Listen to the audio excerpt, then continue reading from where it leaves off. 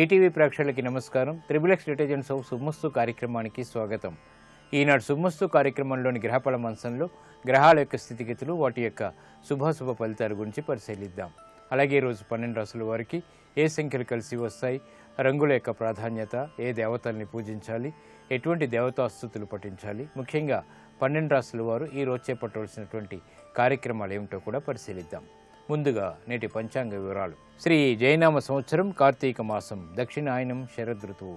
ఈరోజు తిథి బహుళ ద్వాదశి సాయంత్రం 4:21 వరకు ఉంది. వారం సోమవారం లేదా బుధవారం. ఈ కార్తీక బహుళ ద్వాదశి రోజున చేసేటువంటి దీపారాధన, ఏకాదశి పూర్వక రుద్రాభిషేకం ఉత్తమ జ్ఞానాన్ని కలిగిస్తుంది. అలాగే విద్యా సంబంధిత వ్యవహారాల్లో విజయాలను దగ్గర చేస్తుంది. ఈ బుధవారం నాడు చేసేటువంటి పెసల దానం ఈ బుధుడి ద్వారా ఏర్పడేటువంటి ప్రతికూల పరిస్థితుల్ని దూరం చేస్తుంది. ఈ రోజు నక్షత్రం హస్త, ఉదయం 10:12 వరకు. అనంతరం నక్షత్రం చిత్త. ఈ చిత్తా నక్షత్రంలో ఈరోజు పుట్టేటువంటి వారికి 1, 2, 3 పాదాల్లో పుట్టినట్టయితే దోషం కాబట్టి శాంతి తప్పనిసరి. అలాగే ఈ చిత్తా నక్షత్రంలో పుట్టేటువంటి వారికి కుజ మహాదేశుడి ప్రారంభమవుతుంది. ప్రస్తుతం కుజుడు యొక్క స్థితి ధనస్సు క్షేత్ర స్థితి. ఇది అనుకూల లగ్నాల్లో ఆధిపత్యత శుభుడైనప్పుడు చక్కటి యోగాన్ని కలిగించడంలో సమర్థత కలిగి ఉంది. ఇక గ్రహాల యొక్క స్థితిగతులను కనుక పరిశీలించినట్టయితే బృహస్పతి యొక్క ఉచ్చస్థితి, రవి యొక్క మిత్రక్షేత్ర స్థితి, శని యొక్క శత్రుక్షేత్ర స్థితి, కుజుడు యొక్క మిత్రక్షేత్ర స్థితి, కేతు మీనక్షేత్ర స్థితి, రాహు కన్యాక్షేత్ర స్థితి ఈ రోజు ఉన్నటువంటి గ్రహస్థితి. 12 రాశుల వారికి ఏర్పడేటువంటి శుభాశుభ ఫలితాలను పరిశీలిద్దాం. ముందుగా మేషరాశి. ఈరోజు మేషరాశి వారిని పరిశీలించినట్టయితే ప్రయాణాల విషయంలో జాగ్రత్తలు పాటించాలి. రాజకీయ వ్యవహారాల్లో ప్రతికూల పరిస్థితులు ప్రబలమవుతాయి. చేపట్టేటువంటి కార్యక్రమాలపై శ్రద్ధ తగ్గుతుంది. వ్యాపార వాణిజ్య సంబంధ బాంధవ్యాలు మెరుగైనప్పటికీ అంతిమ వ్యవహారాల్లో చిరు సమస్యలు తలెత్తుతాయి. గృహ సంబంధిత కార్యక్రమాల్లో జాగ్రత్తలు పాటించాలి. పిత్రార్జిత వ్యవహారాల్లో సమస్యలు తలెత్తుతాయి. శారీరక శ్రమ అధికంగా ఉంటుంది. ఈరోజు మీ అదృష్ట సంఖ్య 5. ఆకుపచ్చ వర్ణం రక్షణకి దోహదపడుతుంది. ఆరోగ్య రక్షణ ఏర్పడుతుంది. అనుకూల దైవం మహాగణపతి. ఈరోజు ఈ రాశివారు మహాగణపతిని దర్శించి భక్తి శ్రద్ధలతో నమస్కరించి పూజించడం ద్వారా ప్రమాదాలు దూరం అవుతాయి. ఆరోగ్య పరీక్షలు ఈరోజు మీకు మేలును కలిగిస్తాయి. ఈరోజు వృషభ రాశి వారిని పరిశీలించినట్టయితే సంబంధ బాంధవ్యాల విషయంలో ప్రతికూల పరిస్థితులు ప్రబలమవుతాయి. మిత్రులు శత్రువులు అవుతారు. స్థిరాస్తి విషయాల్లో జాగ్రత్తలు పాటించాలి. ప్రయాణాల విషయంలో కూడా జాగ్రత్తలు తప్పనిసరి. ఆర్థిక వ్యవహారాల్లో గందరగోళ పరిస్థితులు కొనసాగుతాయి. వాణిజ్యపరమైనటువంటి వ్యవహారాల్లో వ్యయం ఎక్కువగా ఉంటుంది. గృహ సంబంధిత కార్యక్రమాల్లో జాగ్రత్తతో కూడినటువంటి నిర్ణయాలు తప్పనిసరి. విద్యాపరమైనటువంటి చిక్కులు ప్రారంభమవుతాయి. ఈ రోజు మీ అదృష్ట సంఖ్య 9. ఎరుపు వర్ణం ధైర్యాన్ని కలిగిస్తుంది. ప్రతికూల పరిస్థితులను దూరం చేస్తుంది. అనుకూల దైవం శ్రీ మహాలక్ష్మి. ఈ రోజు ఈ రాశివారు శ్రీ మహాలక్ష్మి అమ్మవారిని దర్శించి భక్తి శ్రద్ధలతో పూజించడం ద్వారా ఆర్థిక సమస్యలకు పరిష్కారాలు పొందగలుగుతారు. ఆరోగ్య పరీక్షలు ఈరోజు మీకు మేలును కలిగిస్తాయి. ఈ రోజు మిథున రాశి వారిని పరిశీలించినట్టయితే మిత్రుల ద్వారా లబ్ధి చేకూరుతుంది. ఆర్థిక వ్యవహారాలు బాగానే కలిసి వస్తాయి. నూతన కార్యక్రమాల్ని ప్రారంభించగలుగుతారు. కోర్టు సంబంధిత వ్యవహారాల్లో విజయాలు సిద్ధిస్తాయి. స్నేహితుల ద్వారా లబ్ధి చేకూరుతుంది. కార్యక్రమ నిర్వహణలో నైపుణ్యం పెరుగుతుంది. ఆర్థిక వ్యవహారాలు బాగా కలిసి వస్తాయి. నూతన ప్రయోగాలు వ్యాపారరీత్యా ఆశించినటువంటి ప్రయోజనాల్ని దగ్గర చేస్తాయి. ప్రయాణాల ద్వారా ఆశించినటువంటి ఫలితాలు లభిస్తాయి. నూతన కార్యక్రమాలను చకచకా పూర్తి చేయగలుగుతారు. సంతోష వార్తలు వింటారు. ఈ రోజు మీ అదృష్ట సంఖ్య 5. ఆకుపచ్చ వర్ణం రక్షణకి దోహదపడుతుంది. ఆహ్లాద పరిస్థితుల్ని వెంటనే కలిగిస్తుంది. అనుకూల దైవం శ్రీ వెంకటేశ్వర స్వామి. ఈ రోజు ఈ రాశివారు శ్రీ వెంకటేశ్వర స్వామిని దర్శించి భక్తి శ్రద్ధలతో పూజించడం ద్వారా ఆర్థికపరమైనటువంటి వ్యవహారాల్లో వేగవంతమైనటువంటి విజయాలు దగ్గరవుతాయి. ఆర్థిక వ్యవహారాలు, లావాదేవీలు, సంభాషణలు ఈరోజు మీకు లాభిస్తాయి. ఈ రోజు కర్కాటక రాశి వారిని పరిశీలించినట్టయితే ఆర్థిక చిక్కుల నుంచి బయటికి రావడానికి చేసేటువంటి ప్రయత్నాలు ముమ్మరం చేయగలుగుతారు. ఆరోగ్య రక్షణ కరువు అవుతుంది. వృత్తి, వ్యాపార, ఉద్యోగ సంబంధిత కార్యక్రమాల్లో ఖర్చులు పెరుగుతాయి. శత్రువులపై విజృంభించగలుగుతారు. సాహసోపేతమైనటువంటి నిర్ణయాల ద్వారా సమస్యలు ఎదురవుతాయి కాబట్టి జాగ్రత్తలు వహించాలి. కార్యక్రమ నిర్వహణలో లోపాలు వెలుగులోకి వస్తాయి. వ్యాపార ప్రతిబంధకాలు వేగవంతమవుతాయి. వృత్తి, ఉద్యోగ సంబంధిత కార్యక్రమాల్లో నూతన సమస్యలు స్వయాన సృష్టించుకునేటువంటి పరిస్థితులు ఏర్పడతాయి కాబట్టి జాగ్రత్తలు వహించాలి. ఈ రోజు మీ అదృష్ట సంఖ్య 5. ఆకుపచ్చ వర్ణం రక్షణకి దోహదపడుతుంది. ప్రతికూల పరిస్థితులను దూరం చేస్తుంది. అనుకూల దైవం మహాగణపతి. ఈ రోజు ఈ రాశి వారు మహాగణపతిని దర్శించి భక్తి శ్రద్ధలతో పూజాది కార్యక్రమాలు నిర్వహించడం ద్వారా ప్రతికూల పరిస్థితులు దూరమవుతాయి. రుణ ప్రయత్నాలు ఈరోజు మీకు ఊరట కలిగిస్తాయి. ఈరోజు సింహరాశి వారిని పరిశీలించినట్టయితే మానసిక భీతి పెరుగుతుంది. చేపట్టేటువంటి కార్యక్రమాలపై ఆందోళన పెరుగుతుంది. వృత్తి, వ్యాపార, ఉద్యోగ సంబంధిత కార్యక్రమాల్లో జాగ్రత్తతో కూడినటువంటి నిర్ణయాలు తప్పనిసరి. ఖర్చులు పెరుగుతాయి. ఆదాయాన్ని పరిరక్షించుకునేటువంటి అవకాశాలు దూరమవుతాయి. వృత్తి, వ్యాపార వ్యవహారాల్లో గౌరవ మర్యాదలకి భంగం కలిగేటువంటి సంఘటనలు కూడా లేకపోలేదు. విద్యాపరమైనటువంటి విజయాలు సాధించగలుగుతారు. ఈరోజు మీ అదృష్ట సంఖ్య 3. పసుపు వర్ణం త్వరితగతిని శుభాల్ని కలిగిస్తుంది. ప్రతికూల పరిస్థితులను దూరం చేస్తుంది. అనుకూల దైవం ఈశ్వరుడు. ఈరోజు ఈ రాశివారు శివాలయాన్ని దర్శించి ఈశ్వరుడికి అభిషేకాది కార్యక్రమాలు నిర్వహించడం ద్వారా మానసిక భీతి తగ్గుతుంది. ఆరోగ్య పరీక్షలు ఈరోజు మీకు మేలును కలిగిస్తాయి. ఈరోజు కన్యారాశి వారిని పరిశీలించినట్టయితే ఆందోళనకర పరిస్థితులు ఉన్నప్పటికీ నెగ్గుకు రాగలుగుతారు. వ్యాపార ప్రతిబంధకాలను ఎదుర్కోగలుగుతారు. ఆర్థిక బలం పుంజుకునేటువంటి అవకాశాలు ఆనందాన్ని కలిగిస్తాయి. గృహరీత్యా సంతోష వార్తలు ఏర్పడతాయి. వృత్తి, వ్యాపార, ఉద్యోగ సంబంధిత వ్యవహారాల్లో నూతన కార్యక్రమాల్ని ప్రారంభించగలుగుతారు. ప్రాధాన్యతను సంతరించుకునేటువంటి అవకాశాలు దగ్గరవుతాయి. వ్యాపార ప్రయోజనాలు సాధించగలుగుతారు. ఆనందకర పరిస్థితులు గృహరీత్యా కొనసాగుతాయి. వినోదాల్లో పాల్గొంటారు. ఈ రోజు మీ అదృష్ట సంఖ్య 3. పసుపు వర్ణం త్వరితగతిని శుభాల్ని కలిగిస్తుంది. ప్రతికూల పరిస్థితులను దూరం చేస్తుంది. ప్రశాంత పరిస్థితుల్ని ఆహ్వానిస్తుంది. అనుకూల దైవం దక్షిణామూర్తి. ఈ రోజు ఈ రాశివారు దక్షిణామూర్తి స్వామిని దర్శించి భక్తి శ్రద్ధలతో పూజించడం ద్వారా ఆలోచన సంపత్తి పెరుగుతుంది. వివేకవంతమైనటువంటి నిర్ణయాల ద్వారా విజయాలు వేగవంతంగా దగ్గర చేసుకోగలుగుతారు. ఆర్థిక ప్రయత్నాలు, లావాదేవీలు, సంభాషణలు ఈరోజు మీకు ఉపకరిస్తాయి. ఈరోజు తులారాశి వారిని పరిశీలించినట్టయితే ఆరోగ్యంలో మంచి మార్పులు చేకూరుతాయి. ఆర్థిక ప్రతికూలత కొనసాగుతుంది. ఉద్యోగపరమైనటువంటి వ్యవహారాల్లో క్రమశిక్షణ లోపిస్తుంది. నూతన సమస్యలు ఎదురవుతాయి కాబట్టి జాగ్రత్తలు వహించాలి. దూకుడు నిర్ణయాల ద్వారా మొదట ప్రయోజనకరమైనటువంటి పరిస్థితులు ఉన్నప్పటికీ తర్వాత ప్రతికూల పరిస్థితులు కూడా దగ్గరవుతాయి. వ్యాపార, వాణిజ్య సంబంధ కార్యక్రమాల్లో జాగ్రత్తతో కూడినటువంటి నిర్ణయాలు తప్పనిసరి. వ్యవహారాల్లో చుక్కెదురు పరిస్థితులను ధైర్యంతో ఎదుర్కోగలుగుతారు. ఈ రోజు మీ అదృష్ట సంఖ్య 9. ఎరుపు వర్ణం ధైర్యాన్ని కలిగిస్తుంది. ప్రతికూల పరిస్థితుల్ని దూరం చేస్తుంది. అనుకూల దైవం ఆంజనేయ స్వామి. ఈ రోజు ఈ రాశివారు ఆంజనేయ స్వామిని దర్శించి నమస్కరించి పూజించడం ద్వారా మనోధైర్యం పెరుగుతుంది. వ్యాపార ప్రయత్నాలు ఈరోజు మీకు లాభిస్తాయి. ఈరోజు వృశ్చిక రాశి వారిని పరిశీలించినట్టయితే వ్యవహారాల్లో చుక్కెదురు పరిస్థితుల్ని అధిగమించగలుగుతారు. అదృశ్య సంఘటనని గృహరీత్యా ఆనందించగలుగుతారు. శుభవార్తలు వింటారు. నూతన కార్యక్రమాల్లో ఏర్పడినటువంటి సమస్యలకు పరిష్కారాలు ప్రయత్నపూర్వకంగా పొందేటువంటి అవకాశాలు దగ్గరవుతాయి. బాధ్యతలు బాగా పెరుగుతాయి. ఉద్యోగ సంబంధిత కార్యక్రమాల్లో దూకుడు నిర్ణయాల ద్వారా సమస్యలు వచ్చినప్పటికీ తిరిగి సద్దుమణుగుతాయి. వాణిజ్యపరమైనటువంటి అంశాలు ఆర్థికంగా లాభిస్తాయి. ఈ రోజు మీ అదృష్ట సంఖ్య 5. ఆకుపచ్చ వర్ణం రక్షణకి దోహదపడుతుంది. ప్రతికూల పరిస్థితులను దూరం చేస్తుంది. అనుకూల దైవం శ్రీ మహావిష్ణువు. ఈరోజు ఈ రాశివారు శ్రీ మహావిష్ణువుని దర్శించి భక్తి శ్రద్ధలతో పూజించడం ద్వారా వ్యవహారాల్లో ఏర్పడినటువంటి సమస్యలకు పరిష్కారాలు లభిస్తాయి. విదేశీ సంబంధిత లావాదేవీలు, సంభాషణలు, ప్రయాణాలు ఈరోజు మీకు లాభిస్తాయి. ఈరోజు ధనుసు రాశి వారిని పరిశీలించినట్టయితే వ్యాపార వ్యవహారాల్లో నూతన నిర్ణయాల ద్వారా సమస్యలు ఎదురవుతాయి. ఉద్యోగపరమైనటువంటి చిక్కులు, ప్రబలమైనటువంటి సంఘటనలు లేకపోలేదు. ఆర్థికపరమైనటువంటి వ్యవహారాల్లో జాగ్రత్తలు పాటించాలి. విద్యా సంబంధిత కార్యక్రమాల్లో చిరు సమస్యలు తలెత్తుతాయి. నూతన వ్యవహారాలు వేగవంతంగా ప్రయత్నించినప్పటికీ ఆటంకాలతో ముగుస్తాయి. గృహ సంబంధిత కార్యక్రమాల్లో జాగ్రత్తతో కూడినటువంటి నిర్ణయాలు తప్పనిసరి. ఆర్థిక క్రమశిక్షణ లోపిస్తుంది. ఆరోగ్య క్రమశిక్షణ కూడా. ఈ రోజు మీ అదృష్ట సంఖ్య 5. ఆకుపచ్చ వర్ణం రక్షణకి దోహదపడుతుంది. ప్రతికూల పరిస్థితుల్ని దూరం చేస్తుంది. అనుకూల దైవం ఈశ్వరుడు. ఈ రోజు ఈ రాశివారు శివాలయాన్ని దర్శించి భక్తి శ్రద్ధలతో ఏకాదశపూర్వక రుద్రాభిషేకం వంటి పూజాది కార్యక్రమాలు నిర్వహించడం ద్వారా గ్రహ అతి ప్రతికూలతని దూరం చేసుకోగలుగుతారు. రుణ ప్రయత్నాలు ఈరోజు మీకు లాభిస్తాయి. ఈరోజు మకర రాశి వారిని పరిశీలించినట్టయితే వ్యవహార విషయాల్లో ఏర్పడినటువంటి ప్రతికూలత తగ్గుతుంది. కార్యక్రమ నిర్వహణలో ప్రోత్సాహాన్ని పొందగలుగుతారు. నూతన ఉత్సాహం అన్ని రంగాల వరకు దగ్గరవుతుంది. గృహ సంబంధిత నిర్మాణాది కార్యక్రమాల ఆలోచనలు ప్రబలమవుతాయి. వృత్తి, వ్యాపార సంబంధిత వ్యవహారాల్లో ఆర్థిక సహాయ సహకారాలు లభిస్తాయి. విదేశీ సంబంధిత లావాదేవీల్లో అనువైనటువంటి మార్పులు చోటు చేసుకుంటాయి, ఆనందాన్ని కలిగిస్తాయి. గృహరీత్యా ఆనందకర సంఘటనలు కొనసాగుతాయి. వినోదాల్లో పాల్గొంటారు. వ్యాపార ప్రతిబంధకాలు తొలగిపోతాయి. ఈ రోజు మీ అదృష్ట సంఖ్య 9. ఎరుపు వర్ణం ధైర్యాన్ని కలిగిస్తుంది. సాహస నిర్ణయాల ద్వారా విజయాన్ని దగ్గర చేస్తుంది.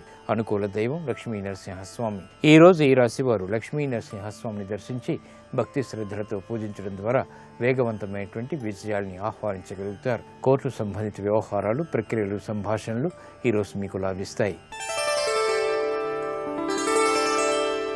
ఈరోజు కుంభరాశి వారిని పరిశీలించినట్టయితే వ్యవహార దక్షత కలిగి ఉంటారు. ప్రతికూల పరిస్థితుల్ని అనుకూలంగా మరల్చుకునేటువంటి ప్రయత్నాలు ఫలిస్తాయి. నూతన బాధ్యతలు పెరుగుతాయి. ఉద్యోగ సంబంధిత వ్యవహారాల్లో జాగ్రత్తతో కూడినటువంటి నిర్ణయాలు తప్పనిసరి. ప్రతికూల పరిస్థితులు వ్యాపారరీత్యా ఉన్నప్పటికీ నెట్టుకు రాగలుగుతారు. కోర్టు సంబంధిత వ్యవహారాల్లో చిరు సమస్యలు తలెత్తుతాయి. కుటుంబ సఖ్యతకై చేపట్టేటువంటి కార్యక్రమాల్లో విజయాలు సాధించగలుగుతారు. ఆరోగ్యం పర్వాలేదు. ఈ రోజు మీ అదృష్ట సంఖ్య 5. ఆకుపచ్చ వర్ణం రక్షణకి దోహదపడుతుంది. ప్రతికూల పరిస్థితులను దూరం చేస్తుంది. అనుకూల దైవం మహాకాళి. ఈ రోజు ఈ రాశి వారు మహాకాళి అమ్మవారిని దర్శించి భక్తి శ్రద్ధలతో నమస్కరించడం ద్వారా, పూజించడం ద్వారా వ్యాపార ప్రయోజనాల్లో ఏర్పడినటువంటి సమస్యలకు పరిష్కారాలు లభిస్తాయి. ఆరోగ్య పరీక్షలు ఈరోజు మీకు మేలుని కలిగిస్తాయి. ఈ రోజు మీనరాశి వారిని పరిశీలించినట్టయితే విదేశీ సంబంధ బాంధవ్యాల ద్వారా ఆదాయాన్ని పెంపొందింప చేసుకోగలుగుతారు. అదృష్ట సంఘటనలు గృహంలో చోటు చేసుకుంటాయి. శుభవార్తలు వింటారు. శుభ పరిణామాలు వ్యాపారరీత్యా కూడా చోటు చేసుకుంటాయి. కార్యక్రమ నిర్వహణలో నైపుణ్యాన్ని ప్రదర్శించగలుగుతారు. గౌరవ మర్యాదలు ఇనుమడింప చేసేటువంటి కార్యక్రమ నిర్వహణ కొనసాగించగలుగుతారు. ఆరోగ్య విషయంలో మంచి మార్పులు చేకూరుతాయి. విద్యా సంబంధిత విషయాల్లో విజయాలు దగ్గరవుతాయి. అన్ని రంగాల వారికి శుభ పరిణామాలు ఆనందాన్ని కలిగిస్తాయి. ఆత్మవిశ్వాసం పెరుగుతుంది. ఈ రోజు మీ అదృష్ట సంఖ్య 2. తెలుపు వర్ణం ప్రశాంతతను పెంచుతుంది. ప్రతికూల పరిస్థితులను దూరం చేస్తుంది. అనుకూల దైవం మహాలక్ష్మి. ఈ రోజు ఈ రాశి వారు శ్రీ మహాలక్ష్మి అమ్మవారిని దర్శించి నమస్కరించి భక్తి శ్రద్ధలతో పూజించడం ద్వారా వేగవంతమైన విజయాలు ఆర్థికంగా చేకూరుతాయి. విద్యా ప్రయత్నాలు ఈరోజు మీకు లాభిస్తాయి. ఇప్పుడు ఆరోగ్యం ఆయుర్వేద మనసంలో అనారోగ్య సమస్యలకు ఆయుర్వేద పరిష్కార మార్గాలు తెలుసుకుంటారు. నమస్కారం. ఈనాటి శుభమస్తు కార్యక్రమంలో ఆరోగ్యం ఆయుర్వేదం శీర్షికన చలికాలంలో ఎక్కువగా బాధించేటువంటి ఆయాసం సమస్యను తగ్గించుకోవడానికి ఆయుర్వేదంలో ఉన్న పరిష్కార మార్గాల గురించి తెలుసుకుందాం. ఈ ఆయాసం అనేది ఏంటంటే మామూలుగా మనం ఊపిరి పీల్చుకుంటుంటే అసలు మనం ఊపిరి తీసుకుంటున్నామని తెలియకుండా జరిగిపోతూ ఉండాలి. అయితే మనం ఊపిరి తీసుకుంటున్నాము, ఇది ఒక ఎఫర్ట్ చేయాలి అని ఒక తెలిసేలాంటి భావన కలిగినట్టయితే దాన్ని ఆయాసం అంటాం. అలా తెలిసేలాగా ఊపిరి తీసుకోవాల్సినటువంటి అవసరం రావటం అనేది రకరకాల సమస్యల్లో జరుగుతూ ఉంటుంది. అందులో ఏంటంటే ఎలర్జీలు అవి ఉన్నప్పుడు మన ఊపిరితిత్తులు పూర్తిగా పనిచేయలేకపోతూ ఉంటాయి. అంటే ఆ ఎలర్జీలు ఉన్నప్పుడు ఏంటంటే లోపల ఉండేటువంటి శ్వాసనాళాలు అవి కొంచెం కుంచుకున్నట్టుగా అయిపోయి ఊపిరి తీసుకోవడం కష్టం అవుతూ ఉంటుంది.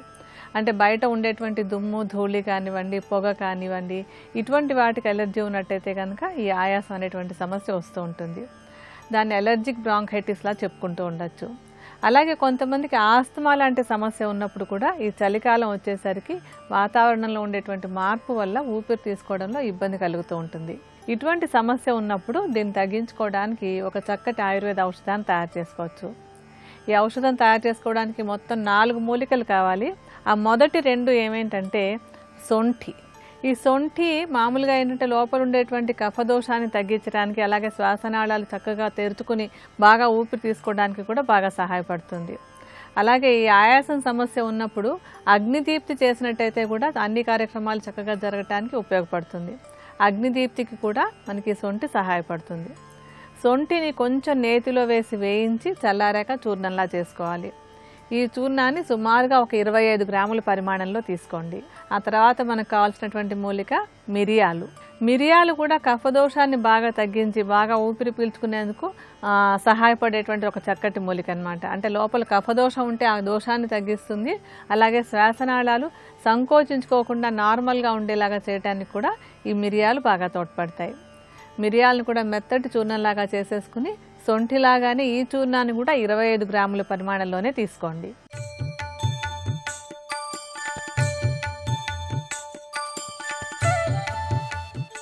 సీమంత ఉన్నయనము అంటే అడవి పంది ముళ్ళుతో భర్త గర్భరక్ష పెట్టి భార్యని రక్షించుకోవడానికి గణపతిని ఆరాధించి అడవి పంది ముళ్ళుతో పాపట తీస్తాడు ఇక్కడి వరకు. ఇది దాటకూడదు. ఎందుకని? ఒక రంధ్రం మూసుకుపోతుంది పుట్టగానే, వెళ్ళిపోయేటప్పుడు తెరుచుకుంటుంది రంధ్రం. అందుకే ఏకాదశ రంధ్రములు అన్నారు శరీరానికి. 2 కళ్ళు, 2 ముక్కులు, 2 చెవులు 6, నోరు 7, మలద్వారం 8, మూత్రద్వారం 9 బతికున్నంతకాలం పనిచేస్తాయి. అమ్మ కడుపులోంచి రాగానే నాభి గొట్టం కోసేస్తే నాభీబంధం తెగిపోతుంది, హృదయ బంధం ఉండిపోతుంది, బొడ్డు మూసుకుపోతుంది. అప్పటి వరకు ఆ నాభిగొట్టంలోంచి వెడుతుంది ఆహారం. కాబట్టి అదొక రంధ్రం. 11వ రంధ్రం బ్రహ్మరంధ్రం. ఇది తెరుచుకుని బయటికి వెళ్ళాలి. ఇది తెరుచుకుని బయటికి వెడితే మనుష్య జన్మ సార్థక్యం అని గుర్తు. యోగమునందు వెళ్ళిపోవాలి.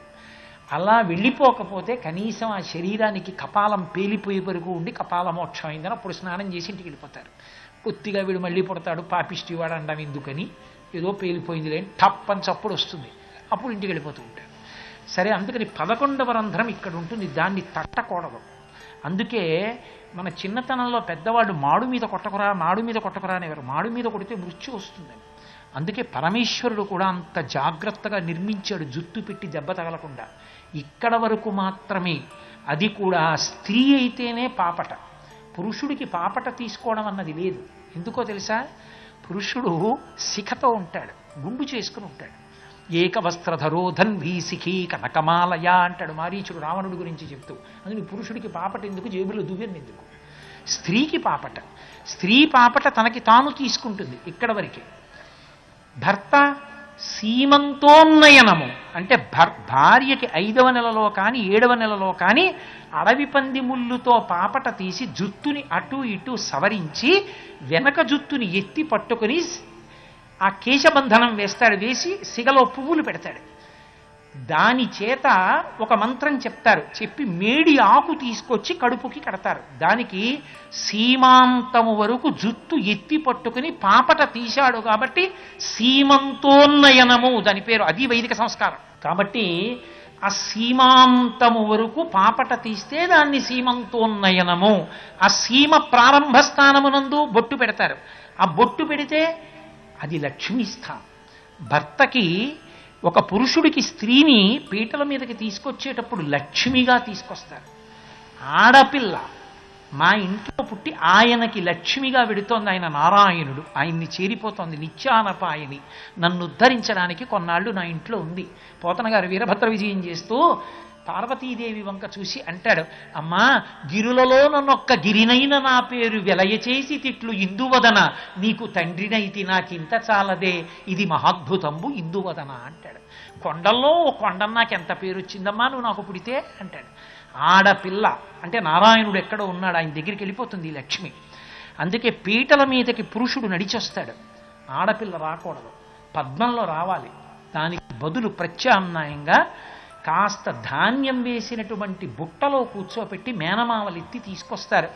ఈ పిల్ల మా మేనకోడలు, ఈ పిల్లని మా భార్యగా మేమెన్నడూ ఊహించలేదు, ఈమె లక్ష్మి, మేము నీకు అప్పచెప్తున్నామని మేనమావలు తీసుకొస్తే వాళ్ళ ఆయుర్దాయాన్ని కోరి అంచున్న పంచె పెడతారు. కాబట్టి లక్ష్మీ స్థానములలో ఒకటి ఇక్కడ పెట్టిన బొట్టు. కాబట్టి అవి 5 లక్ష్మీ స్థానాలు. గోవు వెనక తట్టు లక్ష్మీ స్థానం. అగ్ని కార్యం చేస్తే ఎలా ఐశ్వర్యం వస్తుందో గోవుని ఆరాధన చేయడం వల్ల ఐశ్వర్య ప్రాప్తి కలుగుతుంది. మహాపురుషులందరూ గోవుని సేవించడం వల్ల వచ్చిన వాళ్లే. అంత గొప్పది గోవు. అన్నిటికన్నా ఆశ్చర్యకరమైనటువంటి విషయం ఏమిటంటే కేవలము ఐశ్వర్యాన్ని ఇవ్వడం కాదు, ఈ ప్రపంచంలో మీరు ఏ వస్తువుని దానం చేసినా మీరు అది ఎన్ని దానం చేశారో అన్ని చేశారని వేస్తారు. నేను ఒక పంచెల చాపు ఇచ్చాననుకోండి, ఎవరికన్నా వీడో పంచెల చాపు ఇచ్చాడు అని దానం వేసుకుంటారు. ఒక్క గోదానానికి మాత్రం వేదం ఏం చెప్పిందో తెలుసా? గోవుని దానం చేస్తే పుచ్చుకున్నవాడు 1000 గోవులు పుచ్చుకున్నాడని, మీరు 1000 గోవులు ఇచ్చారని వేస్తారు. గో సహస్రమని తప్ప ఒక గోవుని దానం చేశాడని వెయ్యరు. ఒక్క గోదానంలోనే ఆ గొప్పతనం. అందుకని పుచ్చుకున్నవాడు ఏం చేస్తాడు? ప్రతిగ్రహీత 1000 గోవులు పుచ్చుకున్నటువంటి స్థితి వలన తన తపశ్శక్తి క్షీణిస్తుంది, తన గాయత్రి పోతుంది. అందుకని వేదంలో ఏకాశిమే సహస్రం అంటూ ఒక ప్రత్యేకమైన మంత్రం ఉంది. ఆ మంత్రాన్ని గోదానం పుచ్చుకున్న వాళ్ళు దేవాలయంలో కూర్చుని కొంతసేపు పారాయణ చేయాలి. పారాయణ చేయకపోతే 1000 గోవులు పుచ్చుకున్నామని వాళ్ళకేస్తారు. గోదానం పుచ్చుకున్న వాళ్ళు ఆ మంత్రం చెప్పుకోవాలి, వెళ్ళి దేవాలయంలో కూర్చుని కొంతసేపు ఆమ్నాయం చేసి ఇంటికి వెళ్ళాలి. గోదానం అంత గొప్పది కాదు. మీకు ఒక రహస్యం చెప్పనా? గో సేవ చేశాడనుకోండి, గో గ్రాసం పెట్టాడనుకోండి, అంటే కాసిని పచ్చగడ్డి పరకలు పట్టుకుని గోవుకి తినిపించి ప్రదక్షిణం చేసి గంగడోలు ఇలా దువ్వి ఇలా వెనక తట్టి ఒక్కసారి గో పృష్ఠభాగంలో పసుపు కుంకం వేసి వెళ్ళిపోతాడు యజమాని రోజు. అలా వెళ్ళిపోతే ఏం చేస్తారని చెప్పిందో తెలుసా వేదం? ఆయన సేవించిన ఆవు శరీరానికి ఎన్ని వెంట్రుకలున్నాయో లెక్క పెడతారు. ఒక్కొక్క వెంట్రుకని ఒక్కొక్క సంవత్సరంగా తీసుకుని ఆ సంవత్సరంలో ఆయన 100 యజ్ఞములు చేశాడని లెక్క వేస్తారు. గోవుకి ప్రదక్షిణం చేసి ఇలా రాసి వెళ్ళిపోతాయి. గోవుని కాని కొట్టాడనుకోండి, నిష్కారణంగా చేయి పెట్టి కొట్టాడనుకోండి, గృహస్థాశ్రమంలో ఉండి పరబ్రహ్మమునందు రమించేటటువంటి మనసున్నటువంటి యోగి భిక్ష కొరకు ఇంటి ముందుకొచ్చి భవతి భిక్షాందేహి అంటే ఇంత అన్నం పెట్టకపోగా కర్ర పెట్టి ఇల్లు దాటిపోయే వరకు కొడుతూ పరిగెత్తించిన పాపం వేస్తారు. ఒక పరమ సాత్వికమైన వ్యక్తిని ఇల్లు దాటిపోయే వరకు కొడితే ఏ పాపం వస్తుందో, నిష్కారణంగా ఆవు ఒంటి మీద చెయ్యి పెట్టి కొడితే ఆ పాపం వస్తుంది. గోవు పరదేవతా స్వరూపం. గోవు ఏడ్చిన చోట, గోవు బాధపడిన చోట అల్లకల్లోలం ఏర్పడుతుంది తప్ప ఐశ్వర్యం నిలబడదు. గోవు ఎక్కడ కాపాడబడుతుందో అక్కడే సుభిక్షంగా ఉంటుంది. ప్రపంచంలో 84 లక్షల జీవరాశులలో మలమూత్రములు సుగంధభరితములైన ప్రాణి గోవు ఒక్కటే. దాని యొక్క మూత్ర పురీషములు అంత సువాసనతో కూడుకుని ఉంటాయి. ఆ పంచగవ్య ప్రాసనమని ఆవు పాలు, ఆవు పెరుగు, ఆవు నెయ్యి, ఆవు మూత్రం, ఆవు పురీషం అంటే ఆవు యొక్క పేడ, ఈ 5ంటిని కలిపి సమంత్రకంగా లోపలికి పుచ్చుకుంటే పెద్ద పెద్ద క్రతువులు చేసేటప్పుడు శరీరంలో ఉన్నటువంటి పాపములన్నీ కాలిపోతాయి. అందుకే పంచగవ్య ప్రాసనం చేయిస్తారు. గోమూత్రంతో ఆయుర్వేదం వేదానికి ఉపాంగమైనటువంటి ఆయుర్వేదంలో ఒక విషయం ఉంది. గోమూత్రంతో ప్రత్యేకంగా తయారు చేయబడినటువంటి ఒక ఔషధి ఉంది. దానికి గోమూత్ర శిలాజిత్ అని పేరు. ఆ గోమూత్ర శిలాజిత్తుని సేవించిన వాడి శరీరానికి విపరీతమైన రోగనిరోధక శక్తి వస్తుంది. మసూచి వచ్చిన వ్యాధిగ్రస్తుడి మంచం మీద పడుకున్నా సరే వాడికి అంటువ్యాధి రాదని చెప్పారు. గోమూత్రమునందు అంత గొప్ప శక్తి ఉంది అని, అంత వ్యాధి నిరోధక శక్తినిస్తుంది గోమూత్రం. సద్య ఫలితంగా మీకు శక్తి కలగాలి అంటే గోశాల యందు ఉండేటటువంటి దర్భల్ని తెచ్చి హోమంలో వాడతారు. అందుకే పూర్వం రాజులు జైత్రయాత్రకు బయలుదేరేవారు. ఎప్పుడు యుద్ధం వస్తుందో తెలియదు, ఎప్పుడు యుద్ధానికి వెళ్ళాలో తెలియదు. అందుకే ప్రత్యేకంగా గోశాలలు పెంచి ఆ గోవులు తిరిగేటటువంటి ప్రాంతంలో వాటి మలమూత్రములు ఉండే చోట గడ్డి పెంచేవారు. అవి ఎత్తుగా పెరిగి ఉండేటట్టుగా కాపాడేవారు.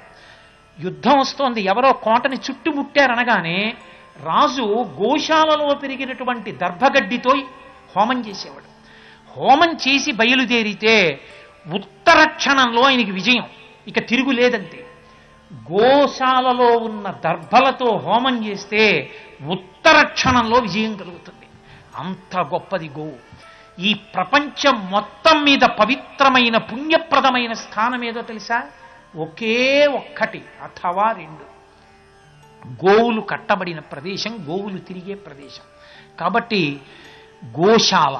రెండవది, ఎప్పుడూ భగవత్ సంబంధమైన మాటలు పరమభక్తితో చెప్పేటటువంటి వ్యక్తి యొక్క నోరు, ఆ నోరు గోష్ఠము, గోవులు తిరిగిన గోశాల గోష్ఠము.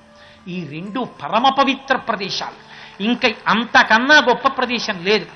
శ్రీ ఉమామహేశ్వర పరబ్రహ్మార్పణమస్తు. స్వస్తి. అన్ని క్రతువుల యందు చాతుర్వర్ణములకు సమాన స్థాయిలో ముట్టుకుని పరదేవతకి పూజ చెయ్యాలంటే అనుగ్రహించి గోమాతకి గోపూజ ఇచ్చాడు. అందుకే గోపూజ చెయ్యని ఏ పూజ చెయ్యరు. ప్రతి చోట ముందు గోపూజే చేస్తారు. అటువంటి సర్వోత్కృష్ట ప్రాణి గోవు.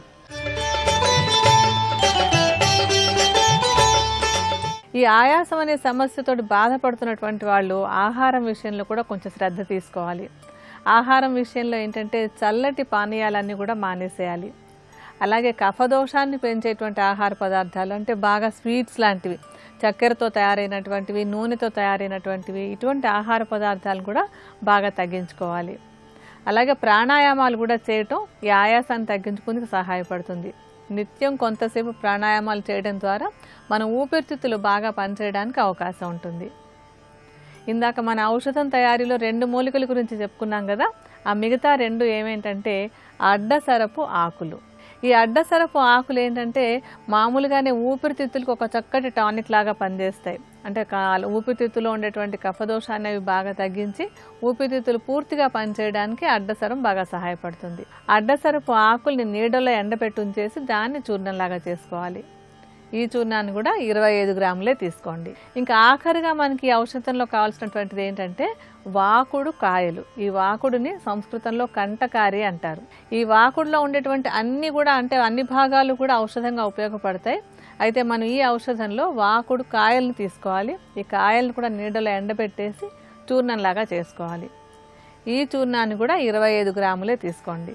ఈ 4 మూలికల చూర్ణాన్ని కూడా బాగా కలిపేసి ఉంచేసుకుని దీన్ని ఎలా వాడుకోవాలంటే ఈ శీతాకాలంలో కొంచెం ఈ ఎలర్జీలు లేదంటే ఆయాసం సమస్య ఉన్నటువంటి వాళ్ళు ఈ మిశ్రమంలో నుంచి సుమారుగా 1 చెంచాడు చూర్ణాన్ని తీసుకుని 1 కప్పు నీటిలో వేసి సగం నీరు ఎగిరిపోయేంత వరకు మరిగేలాగా కాచుకోవాలి. ఆ మిగిలినటువంటి సగం నీటిని వెచ్చవెచ్చగా ఉండగానే కొద్దిగా టీ తాగినట్టుగా సిప్ చేసుకుంటూ ఉదయము సాయంత్రము 2 పూట్ల తీసుకుంటున్నట్టయితే కనుక ఈ ఆయాసం సమస్య లేకుండా చలికాలాన్ని హాయిగా వెళ్ళబుచ్చుకోవచ్చు. మరికొన్ని అనారోగ్య సమస్యలు వాటికి ఉండేటువంటి ఆయుర్వేద పరిష్కారాల గురించి రేపటి శుభమస్తులో తెలుసుకుందాం.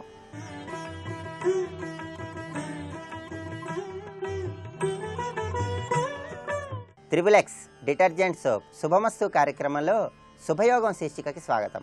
ఈ శీర్షికన రత్నధారణ ప్రయోజనాలు అనే అంశం గురించి పరిశీలిద్దాం. జ్యోతిష శాస్త్రరీత్యా శుక్రగ్రహం దోషయుక్తమై ఉన్నటువంటి తరుణంలో శుక్రగ్రహ దోషాన్ని తొలగింపజేసుకోవటానికి, శుక్రుడి యొక్క పరిపూర్ణమైనటువంటి అనుగ్రహాన్ని పొందటానికి, శుక్రుడికి ప్రీతిపాత్రమైనటువంటి వజ్రాన్ని ధారణ చేయాలని రత్నశాస్త్రంలో వర్ణించడం జరిగింది. నక్షత్రాల పరంగా భరణి, పుబ్బ, పూర్వాషాఢ నక్షత్రాలలో జన్మించిన వాళ్ళు, సంఖ్యాశాస్త్ర పరంగా 6 అదృష్ట సంఖ్యగా కలిగిన వాళ్ళు వజ్రాన్ని ధారణ చేసినట్లయితే చక్కటి సత్ఫలితాలను పొందవచ్చు. అదేవిధంగా శుక్ర మహాదశ జరుగుతున్న జాతక చక్రంలో 7వ స్థానం దోషయుక్తమై ఉన్న, 7మాధిపతి శత్రుక్షేత్రాలలో ఉన్న వజ్రాన్ని ధారణ చేయటం ద్వారా చక్కటి పురోభివృద్ధిని సాధించవచ్చు. వజ్రధారణ చేసినట్లయితే సంగీతం, సాహిత్యం, భరతనాట్యం లాంటి కళలలో విశేషంగా రాణించడానికి ఆస్కారం ఎక్కువగా ఉంది. వైవాహిక జీవితంలో ఏర్పడే మనస్పర్ధలను తొలగింపజేసుకోవటానికి, చక్కటి అన్యోన్య దాంపత్యానికి కూడా వజ్రధారణ ఎంతగానో ఉపకరిస్తుంది. వజ్రాన్ని ధారణ చేసినట్లయితే ధన కనక వస్తు వాహన ప్రాప్తి, విదేశీయానానికై చేసే సర్వ ప్రయత్నాలలో విజయం కూడా కలుగుతాయని రత్నశాస్త్రంలో వర్ణించడం జరిగింది. వజ్రాన్ని ధారణ చేసినట్లయితే ప్రత్యేకంగా స్త్రీ దేవతల యొక్క పరిపూర్ణమైనటువంటి అనుగ్రహం కలిగి జీవితంలో త్వరగా చక్కటి పురోభివృద్ధిని సాధించవచ్చు. అలాగే వజ్రాన్ని ధరించినట్లయితే స్త్రీల యొక్క పరిపూర్ణమైనటువంటి సహాయ సహకారాలను పొంది స్త్రీమూలక ధన ప్రాప్తిని పొందటానికి కూడా ఆస్కారం ఉన్నట్లుగా శాస్త్రాలలో వర్ణించడం జరిగింది. వజ్రాన్ని ధారణ చేసినట్లయితే సినిమా రంగాలలో, వ్యవసాయ రంగాలలో, అలంకరణకు సంబంధించినటువంటి రంగాలలో కూడా విశేషమైనటువంటి రీతులలో ఎదగటానికి ఆస్కారం ఎక్కువగా ఉంది. ఆరోగ్యపరంగా వజ్రాన్ని ధరించినట్లయితే చర్మ వ్యాధులు, పొడి దగ్గు, ఉబ్బసము, శ్లేష్మ వ్యాధులు, నీరసం, నిస్సత్తువ, అజీర్ణం ఇలాంటి అనారోగ్య సమస్యలన్నీ కూడా నివారింపజేసుకోవచ్చు. విరోధాలను తొలగింపజేసి స్నేహ సామరస్యాన్ని పెంపొందింపజేయటానికి, చెడు స్వప్నాలను నివారింపజేయటానికి కూడా వజ్రధారణ ఎంతగానో ఉపకరిస్తుంది. అలాగే వజ్రాన్ని ధారణ చేసే సమయంలో దోషాలు లేనటువంటి వజ్రధారణ ప్రతి ఒక్కరూ కూడా చేసినట్లయితే చక్కటి సత్ఫలితాలను పొందవచ్చు. వజ్రంలో ప్రధానంగా కాకపాద దోషం, ముండ్ర దోషం అని 2 రకాల దోషాలు ఉంటాయి. వజ్రం మీద కాకి పాదం లాంటి గీతలు నల్లగా, నిలువుగా, అడ్డంగా ఉన్నట్లయితే దాన్ని కాకపాద దోషం అంటారు. అదేవిధంగా వజ్రాన్ని పరిశీలించినట్లయితే కాంతిహీనంగా, ఎటువంటి అంచులు కూడా లేకుండా మురికిగా కనిపించినట్లయితే దాన్ని ముండ్ర దోషం అంటారు. ఈ 2 దోషాలు లేనటువంటి వజ్రాన్ని ధారణ చేసినట్లయితే చక్కటి సత్ఫలితాలను పొందవచ్చు. మరి శుక్రుడి యొక్క అనుగ్రహాన్ని పొందటానికి వజ్రాన్ని ఏ విధమైనటువంటి విధి విధానాలతో ధారణ చేయాలి?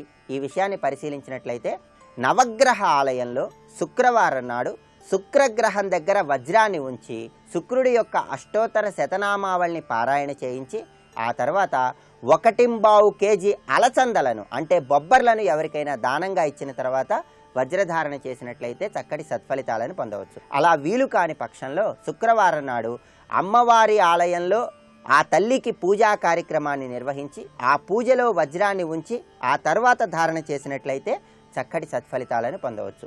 వజ్రాలలో పురుష వజ్రం, స్త్రీ వజ్రం అని 2 ప్రత్యేకమైనటువంటి వజ్రాలు ఉన్నాయి.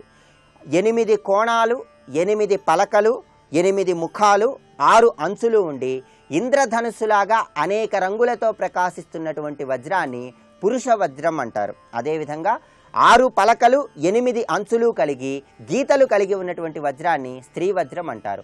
పురుషులు స్త్రీ వజ్రాన్ని, స్త్రీలు పురుష వజ్రాన్ని ధారణ చేయాలని రత్నశాస్త్రంలో వర్ణించడం జరిగింది. కనుక ప్రతి ఒక్కరూ కూడా వజ్రధారణ చేసినట్లయితే శుక్రుడి యొక్క పరిపూర్ణమైన అనుగ్రహాన్ని పొంది ఉద్యోగ వ్యాపారాలలో, ఆర్థిక వ్యవహారాలలో, సర్వ కార్యాలలో జయాన్ని పొందటానికి ఆస్కారం ఎక్కువగా ఉంది. ఇంకా రత్నధారణకు సంబంధించిన మరిన్ని ఆసక్తికరమైన విశేషాంశాలను గురించి వచ్చే బుధవారం శుభమస్తు కార్యక్రమంలో శుభయోగం శీర్షికన తెలుసుకుందాం. రేపటి శుభమస్తు కార్యక్రమంలో శుభయోగం శీర్షికన దానం వల్ల కలిగేటటువంటి సత్ఫలితాలు ఏంటో, ఏ ద్రవ్యాన్ని, ఏ వస్తువులను దానం చేస్తే ఎటువంటి ప్రయోజనాలు కలుగుతాయో పరిశీలిద్దాం.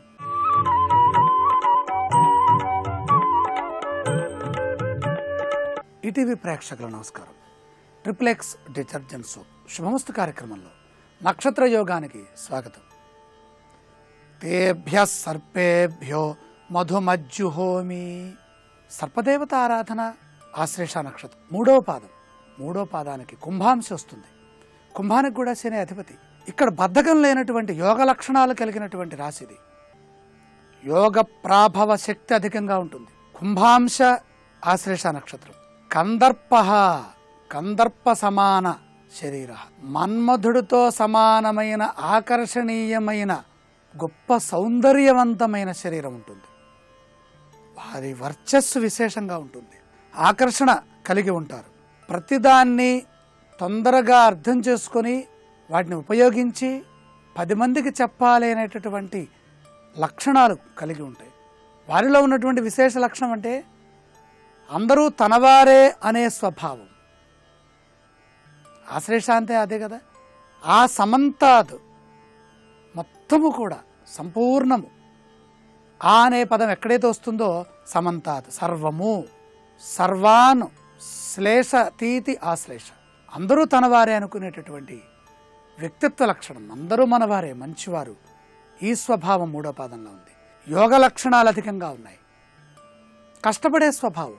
శని అంశాలు వచ్చినాయా, కష్టపడతారు, కష్టపెడతారు. తను కష్టపడుతూ సమాజంలో ఉన్నటువంటి వ్యక్తుల్ని కూడా కష్టపెడతారు. అంటే కష్టపెట్టడం అంటే ఇక్కడ 2 ఉన్నాయి, మంచి చెడు. మంచి కోసమే పడే కష్టం కుంభంలో కనపడుతుంది. ఇతరుల్ని వేధించి బాధించే కష్టం మకరంలో కనపడుతుంది.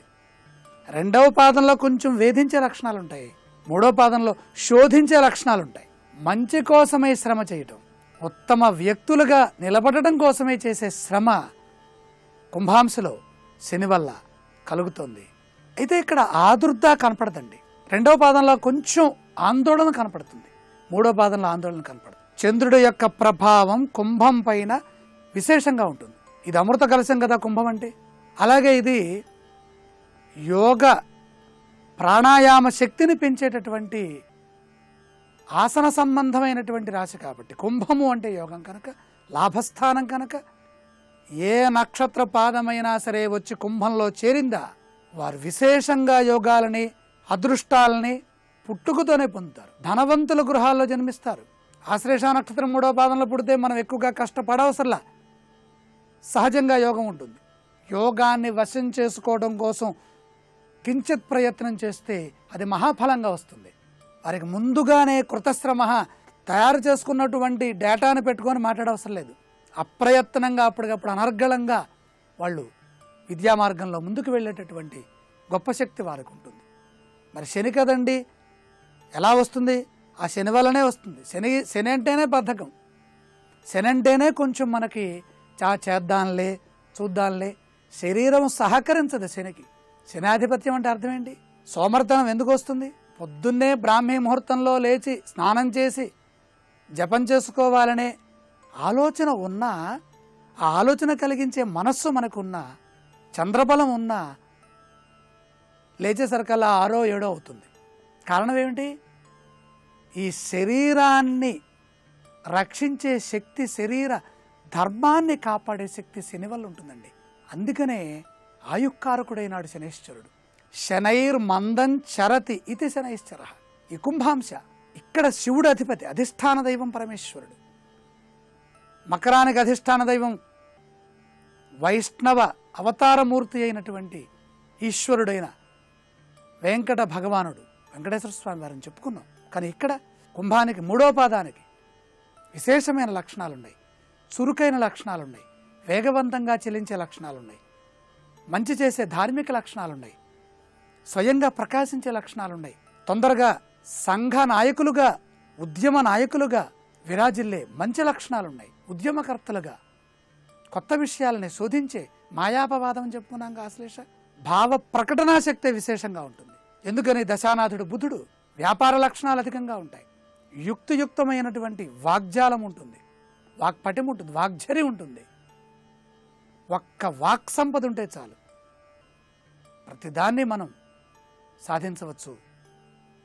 ఈ లక్షణాలు ఇంకా అనుకూలంగా ఉండాలంటే ఏ దైవాన్ని ఆరాధించాలో రేపటి సమస్త కార్యక్రమంలో తెలుసుకుందాం. ఇప్పుడు ఆరోగ్యము యోగా అనే శీర్షికన అనారోగ్య సమస్యల నివారణకై ఉపకరించే కొన్ని యోగాసనాలను చూద్దాం. పొట్ట తగ్గడానికి ఉపకరించే కాలభైరవాసనం. ఉదర భాగం అతిగా పెరగటం వల్ల అంధవికారంగానే కాదు, అది అనారోగ్య సూచకం కూడా. భోజనం చేయగానే నిద్రపోవటం, అతిగా భోజనం చేయటం, వ్యాయామం లోపం, ఎక్కువసేపు కుర్చీకే పరిమితమై వృత్తి ఉద్యోగ వ్యాపారాల్ని నిర్వహించటం వల్ల పొట్ట పెరుగుతుంది. ఈ సమస్య నివారణకు కాలభైరవాసనం ఉపకరిస్తుంది. నేలపై కూర్చొని ఓ కాలును మెడమీద పెట్టాలి. మెల్లిగా పైకి లేచి మరో కాలును బాగా చాపాలి. ఈ స్థితిలో ఓ చేతిపైనే బరువు ఉంటుంది, మరో చేతిని పైకెత్తి ఉంచాలి. ఈ ఆసనం వల్ల పొట్ట కండరాలపై ఒత్తిడి పెరుగుతుంది. దీనివల్ల ఉదర భాగంలో ఉన్న అధిక కొవ్వు క్రమేపీ తగ్గుతుంది.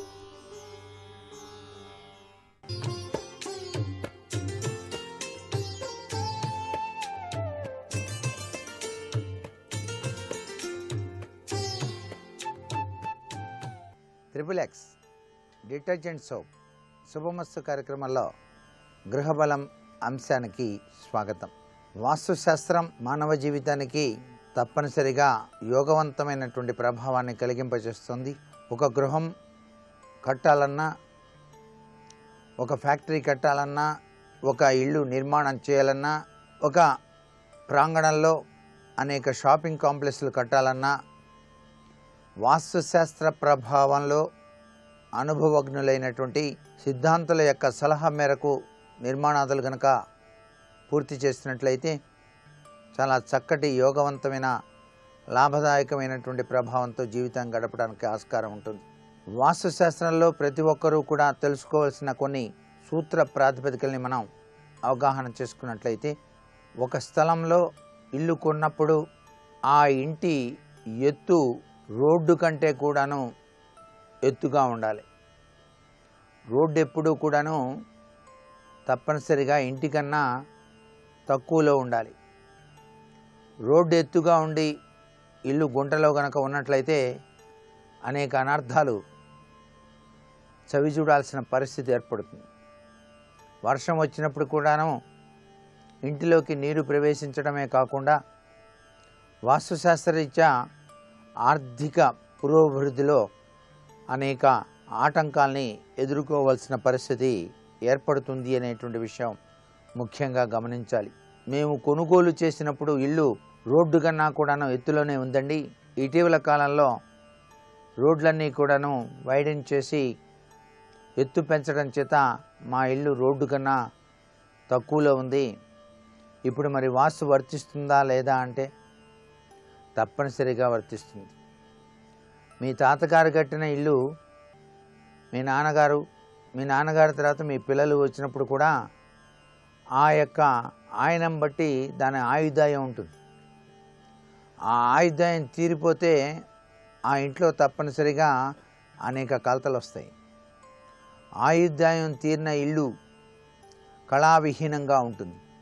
అంతేకాకుండా మేము మరలా కట్టలేని స్థితిలో ఉన్నాం అని చెప్పేసి భావించేవాళ్ళు దానికి తగిన రీతిలో తప్పనిసరిగా మత్స్యయంత్రం అనేటువంటిది వెండి రేకు మీద చక్కగా చెక్కించి దానికి తపస్సు చేసి మరలా ధారబోయాలి ఆయుర్దాయాన్ని. ఇప్పుడు మనిషి వయసు మీద పడుతున్నప్పుడు తప్పనిసరిగా ఆయుష్ హోమం అని చెప్పేసి చేస్తారు. ఆయుష్ హోమం చేస్తే కొన్నాళ్ళ పాటు ఆయుష్ పెరుగుతుందని శాస్త్రం. అలాగే గృహానికి కూడాను ఆయుర్దాయం తీరిపోయినప్పుడు వీళ్ళకి మళ్ళా ఆ గృహం పడగొట్టి కట్టాల్సిన పరిస్థితి లేనప్పుడు తప్పనిసరిగా మత్స్యయంత్రం అనేటువంటిది ఈశాన్య మూల గోడ లోపలికి బిగించాలి. అది కూడా జపతపాదులు నిర్వహించి.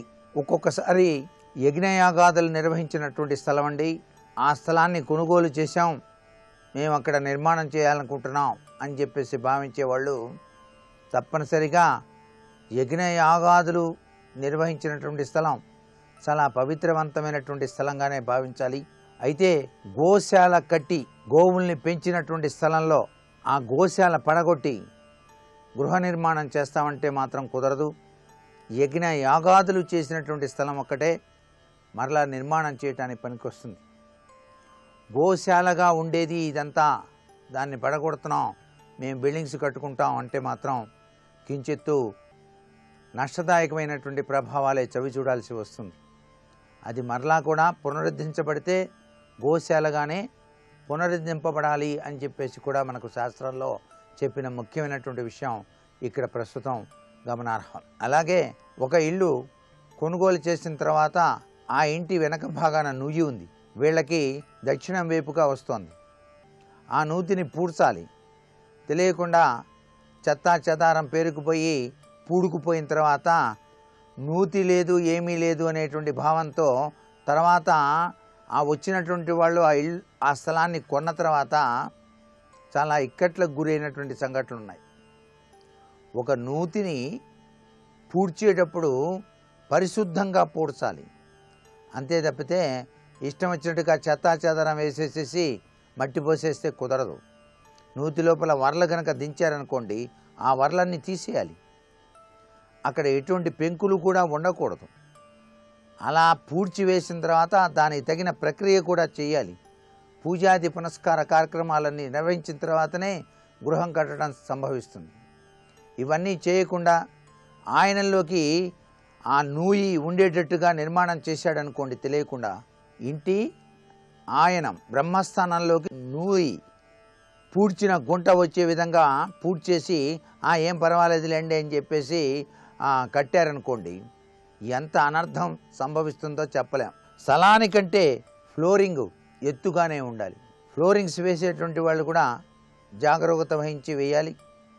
ఆ వేసేటువంటి విధి విధానంలో తూర్పు వైపు పల్లంగాను, ఉత్తరం వైపు పల్లంగాను, ఈశాన్యం కన్నా వాయువ్యం కొద్దిగా ఎక్కువగాను, ఈశాన్యం కంటే ఆగ్నేయం కొద్దిగా ఎత్తుగాను, ఆగ్నేయం కంటే నైరుతి అన్నిటికన్నా ఎత్తుగాను, వాయువ్యం కన్నా కూడా నైరుతి ఎత్తుగాను, ఈ విధంగా నిర్మాణాత్మకమైన చర్యలు కనుక చేపట్టినట్లయితే ఫ్లోరింగ్ విషయంలో నీళ్లు పోసినప్పుడు ఆ నీరు సరాసరి ఆ దిశలో ఈశాన్యం వైపు పారాలి. మీరు నైరుతి మూల కనుక నీళ్లు వదిలితే ఆ నీళ్ళన్నీ కూడా మళ్ళీ ప్రతి ఒక్క గదిలో ఈశాన్యం వైపు నుంచి బయటికి పోయే విధంగా ఉండే తీరుగా మీ ఫ్లోరింగ్ ఉండాలి. మరికొన్ని ముఖ్య విషయాలు రేపటి శుభమస్తు కార్యక్రమంలో తెలుసుకుందామా? మరి ఇప్పుడు ఆరోగ్యం యోగా అనే శీర్షికన అనారోగ్య నివారణకు ఉపకరించే యోగాసనాలు ఏమిటో చూద్దాం. పొట్ట ఉదర భాగంలో కొవ్వు తగ్గటానికి ఉపకరించే లఘు మయూర ఆసనం. ఆహార విహారాల్లో అసమతౌల్య స్థితి వల్ల చాలా పొట్ట ఏర్పడుతుంది. అలాగే వంశపారపర్యంగా కూడా అధిక పొట్ట ఏర్పడవచ్చు. ఉదయపు నడక, వ్యాయామం వంటి చర్యల వల్ల పొట్ట కండరాల్లో ఉన్న అధిక కొవ్వు కరుగుతుంది. ఆసనాలలో లఘు మయూరాసనం పొట్ట తగ్గడానికి ఉపయుక్తమయ్యే ఆసనం. నేలపై బోర్లా పడుకుని మెల్లిగా పైకి లేచి 2 చేతులపై గాలిలో పైకి లేవాలి. ఈ స్థితిలో 2 కాళ్లను ముడవాలి. దృష్టిని ముందుకు సారించాలి. తలను వాల్చకుండా ఉంచాలి. శరీర బరువంతా ఉదరంపై ఉండటం వల్ల పొట్ట కండరాలు బలోపేతమై అధిక కొవ్వు కరుగుతుంది.